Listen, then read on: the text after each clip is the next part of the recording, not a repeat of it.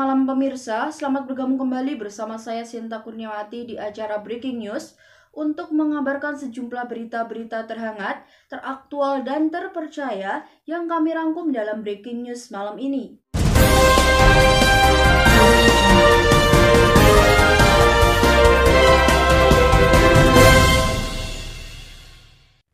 Kita ke berita pertama, sebagaimana diberitakan oleh TV One dalam acara Kabar Petang pada pukul 16.30 waktu Indonesia Barat, bahwa tumpukan sampah menumpuk berjajar di trotoar Jalan Raden Fatah, Ciledug, Tangerang, Banten.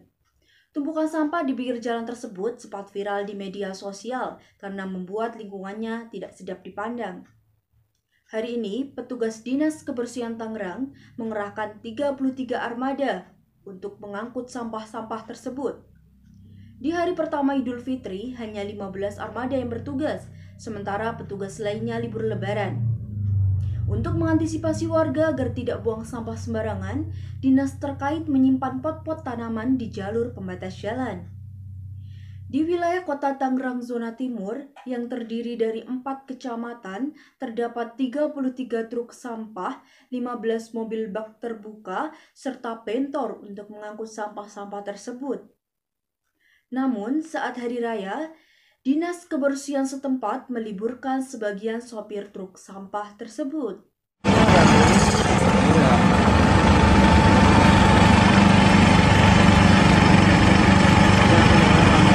Tumpukan sampah yang dibuang warga di jalur pembatas jalan ini sempat viral di media sosial. Suasana ini terjadi di Jalan Raden Fatah, Ciledug, Kota Tangerang. Tadi pagi. Sudah mulai diangkut? Sudah mulai diangkut. Tapi sekarang udah normal kembali udah. Kemarin memang kenapa sempat ada penumpukan sampah di situ? Ya kalau penumpukan kemarin kan hari Minggu mobil diliburin 1 hari. Cuman beberapa mobil yang keluar, jadi nggak teratasi. Sedangkan yang berbantuan yang di masa bentor-bentor gerobak pada libur, jadi pada buang di jalan. Gitu. Dari Tangerang, Banten, Rusdi Muslim, TV One mengabarkan.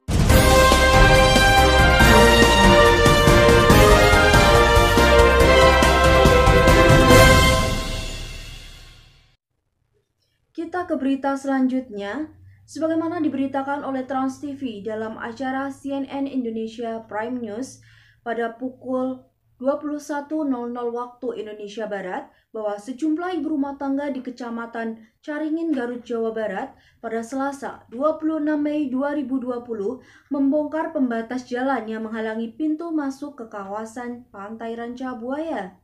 Mereka membongkar paksa pembatas pintu masuk kawasan tersebut agar kendaraan yang membawa wisatawan dapat melintasi gerbang. Pemerintah Kabupaten Garut meminta masyarakat dan pelaku usaha bersabar serta mentaati protokol penanganan wabah virus corona. Masuk. Sejumlah ibu rumah tangga di Garut nekat membongkar paksa pembatas pintu masuk kawasan wisata yang tengah ditutup. Hal ini dilakukan untuk dapat berwisata saat pandemi COVID-19.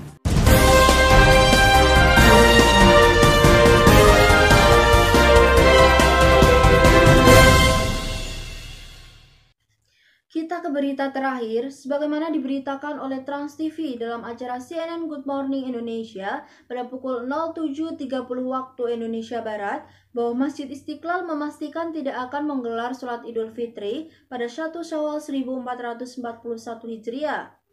Takbir nasional yang merupakan acara rutin di masjid ini juga hanya akan digelar secara virtual. Meski begitu, Masjid Istiqlal tetap menerima pembayaran zakat fitrah meski jumlah muzaki atau pemberi zakat fitrah di tahun ini menurun drastis hingga 60% dibanding tahun-tahun sebelumnya yang jumlahnya bisa mencapai 900 juta hingga 1 miliar rupiah. Bagi para muzaki yang datang langsung, pengurus masjid menerapkan sejumlah protokol kesehatan, yaitu kewajiban memakai masker, pengukuran suhu tubuh di pintu masuk, serta menjaga jarak dan meminimalisir jumlah orang yang bisa membayar di loket pembayaran zakat sebanyak maksimal 5 orang. Sementara, terkait proses ijab qabul zakat, bagi yang membayar secara transfer dapat dilakukan dengan cara komunikasi lewat telepon antara petugas dengan orang yang membayar zakat. Aktivitas lain yang juga akan dilakukan pada malam Idul Fitri adalah takbir skala nasional secara virtual yang akan dihadiri sejumlah tokoh nasional serta kepala negara. Pengurus Masjid Istiqlal menekankan kegiatan takbir nasional secara virtual ini tertutup untuk umum dan akan dilakukan secara rekaman. Masyarakat bisa menyaksikan acara ini melalui media televisi dan akun media sosial milik Masjid Istiqlal. Pandemi COVID-19 membuat sejumlah kegiatan amaliyah Ramadan dan Idul Fitri di Masjid Istiqlal Jakarta terpaksa dibatalkan. Sepertinya tahun ini lebih berkurang drastis daripada tahun biasanya. Biasanya dari awal Ramadan itu selalu yang bayar zakat selalu hadir, sekarang kelihatan kurang ramai gitu. Mungkin pelayanannya juga sudah bagus. Sholat Idul Fitri dulu saya bisa pastikan Masjid Istiqlal tidak mengadakan sholat Idul Fitri tahun ini tingkat kenegaraan. Yang biasa dilaksanakan di Istiqlal itu tidak ada. Nah, malam Ahad, malam Minggu, Masjid Istiqlal akan mengadakan takbir nasional dalam bentuk virtual. Terdiri dari imam dan muazin, tidak banyak-banyak, sesuai dengan protokol kesehatan, mungkin hanya ada 5. Sufiani Tanjung, Hadi Ahdiana, Jakarta.